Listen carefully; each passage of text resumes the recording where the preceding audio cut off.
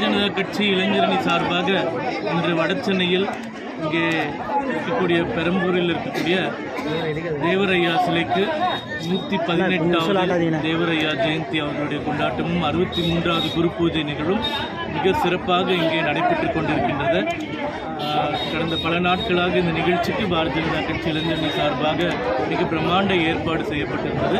பசும் பொன்னில் எவ்வளவு சிறப்பாக இந்த நிகழ்வானது நடக்குமோ அதற்கு ஈடாக 108 பால் குடங்கள் எடுத்து அன்னதானம் வழங்கி இங்கே இருக்கக்கூடிய மக்களுக்கெல்லாம் உதவி செய்து இந்த ஜெயந்தி விழாவை, இந்த குரு பூஜை நிகழ்வை மிக சிறப்பாக கொண்டாடி கொண்டிருக்கிறோம். இதற்கு உறுதுணையாக இருந்த இங்கே இருக்கக்கூடிய அனைத்து அகமுடையார் சங்கத்தினுடைய நிர்வாகிகளுக்கும் மற்ற தேவர் பேரவை நிர்வாகிகளுக்கும் எங்களுடைய மனமார்ந்த வாழ்த்துக்களையும் நன்றியையும் தெரிவித்துக் கொள்கிறேன். சார், தமிழக அரசியலில் இப்போ தேர்தல் நெருங்குது. அரசியல் கட்சிகள் பல வடிவங்களில் தேர்தல் பரப்புரை மேற்கொண்டு வர்றாங்க. பாரதிய ஜனதா எப்படி பண்ண போகிறாங்க சார்?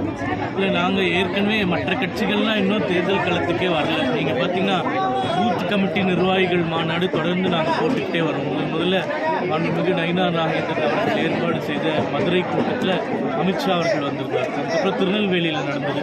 இப்போ கடந்த வாரம் பார்த்திங்கன்னா 3 ஊர்களில், அதாவது கிருஷ்ணகிரி மாவட்டம் தளியில், திண்டுக்கல் மாவட்டம் பழனியில், திருப்பூர் தெற்கு மாவட்டம், இந்த எல்லா மாவட்டங்களிலும் பூத் கமிட்டி கூட்டமே நாங்கள் போட ஆரம்பிச்சிட்டோம். தொகுதி வாரியாக, மாவட்டம் வாரியாக.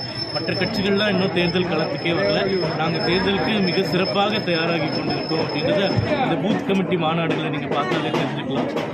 கரூரில் நடந்த துயர சம்பவத்தை பாதிக்கப்பட்டவங்கள தவிக தலைவர் விஜய் அவரை வீட்டுக்கு அழைத்து அவங்களுக்கு ஆறுதல் சொல்லியிருக்காங்க. அதை எப்படி பார்க்குறீங்க? பாருங்க, அவங்க பல காரணம் சொல்கிறாங்க. மாநில அரசாங்கம் அனுமதி கொடுக்கல அப்படின்றதுலாம். அதை பற்றி அரசாங்க தரப்புலேருந்து எந்த பதிலும் இன்னும் வரல. ஆனால் இது போன்று இந்த மாதிரி ஒரு கோர சம்பவத்தில், துயர சம்பவத்தில் இருந்தவர்களை வீட்டிற்கே அழைத்து பார்ப்பதுன்றது நம்ம உலகத்தில் எங்கேயுமே கண்டிடாத ஒரு விஷயம். முதன்முறையாக நடந்திருக்கு. இதை எப்படி மக்கள் எடுத்துக்கிறாங்க அப்படின்றது பொறுத்துன்னு தான் நம்ம பார்க்கணும். போதுமாயா? அதே கேள்வி ஒரே அதே கேள்வி டக்குன்னு போடு. ஒயர் மட்டும் ஒயர் வேணாம். அதான் ராஜி மைக்கிலேருந்து போடுங்க. போட்டுக்கிறீங்களா? ஆமாம் ஆமாம்.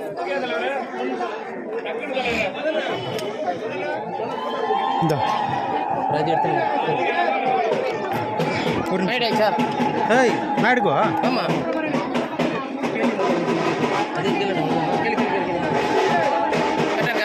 ஒரு நிமிஷம் ஆன்ல இருக்கா?